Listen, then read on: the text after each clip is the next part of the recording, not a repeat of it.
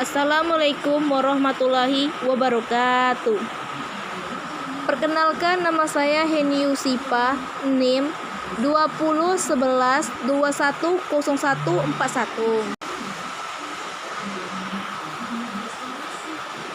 Kelas PAI 1E. Baiklah, saya akan menjelaskan tentang umroh dan haji pada saat Covid dan sebelum Covid. Hingga saat ini belum ada keputusan dari pemerintah Arab Saudi mengenai pelaksanaan ibadah haji 2020 di tengah situasi pandemik virus corona. Pemerintah Indonesia juga belum mengambil keputusan apakah akan tetap keberangkatan jemaah atau tidak. Sementara pemerintah sejumlah negara yang masih mempertimbangkan risikonya. Ada pula yang telah memutuskan tak memberangkatkan jemaah calon haji pada tahun ini. Salah satunya adalah Singapura. Jika pemerintah Arab Saudi memutuskan tetap menyelenggarakan ibadah haji dan pemerintah Indonesia juga memberangkatkan jemaahnya, apa saja yang harus dipertimbangkan? Pertama, memungkinkan jemaah calon haji akan menjalani karantina di Arab Saudi dan saat tiba kembali Indonesia.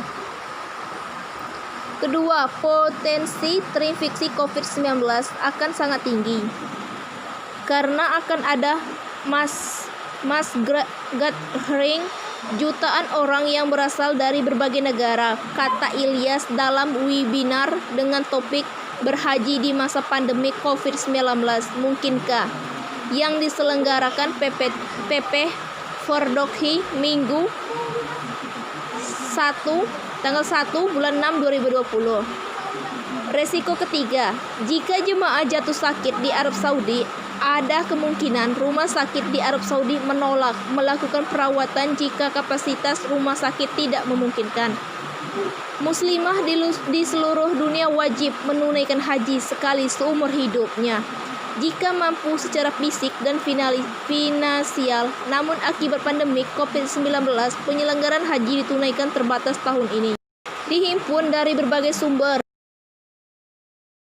Dalam kondisi normal tanpa pandemik COVID-19, alur keberangkatan jamaah haji Indonesia umumnya dibagi dalam dua gelombang. Untuk keberangkatan jemaah haji reguler biasanya berlangsung mulai pertengahan Juli.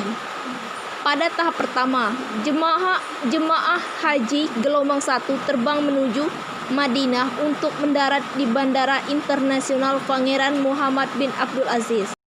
Lalu jemaah akan menetap selama 8 hari untuk melakukan sholat arba'in 40 waktu di Masjid Nabawi. Usai melakukan arba'in, jamaah ke Mekah dengan mengambil miqat di Zul Hulaifah atau disebut juga Bir Ali. Lalu untuk gelombang 2, jamaah bertolak ke Bandara Internasional King Abdul Aziz. Tak jarang pula jamaah gelombang 2 sudah menggunakan pakaian ihram ketika berada di Jeddah. Setelah mengenakan kain ihram dan niat jamaah menuju Mekah untuk umrah. Setibanya di Mekah, jamaah menunaikan tawaf dengan putaran tawaf dimulai dari garis Hajar Aswad, lalu meneruskan dengan sa'i dari Safa ke Marwah dengan membaca niat di Bukit Safa menghadap Ka'bah. Bagi jamaah laki-laki, lari kecil di Bathul Wadi tandai dengan lampu hijau. Setelah tawaf melakukan tahayul, umroh pun selesai. Usai umroh, jamaah bermukmin di Mekah sampai tanggal 8 Zulhijjah untuk berhaji. Setelah 8 Zulhijjah, biasanya jamaah dari Mekah mengenakan pakaian ihram ke Arafah guna menunaikan wukuf di padang Arafah pada 9 Zulhijjah. Kemudian malamnya ke Muzdalifah dan diteruskan ke Mina. Tanggal 10 Zulhijjah, jamaah mulai menuju Mina dalam rangka lontar Jumroh Aqabah. Sebagian jamaah berangkat ke Mekah untuk tawaf ifadah dan sa'i. 10 Zulhijjah sore malam di Masjidil Haram. Jamaah sambil mabit Jamaah kembali mabit menginap di Mina hingga 12 sampai 13 Zulhijjah.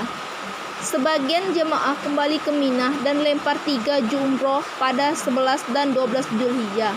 Lempar jumroh, ula wustah, dan akobah dilakukan pada 11 Zulhijjah. Sebagian jemaah melakukan tawaf wadah, tawaf perpisahan di Masjidil Haram Mekah pada 12 Zulhijjah. Tawaf wadah dilakukan tanpa sa'i karena kegiatan ini merupakan akhir dari rangkaian haji. Setelahnya barulah jamaah haji bersiap pulang ke Indonesia. Sekian, terima kasih. Wassalamualaikum warahmatullahi wabarakatuh.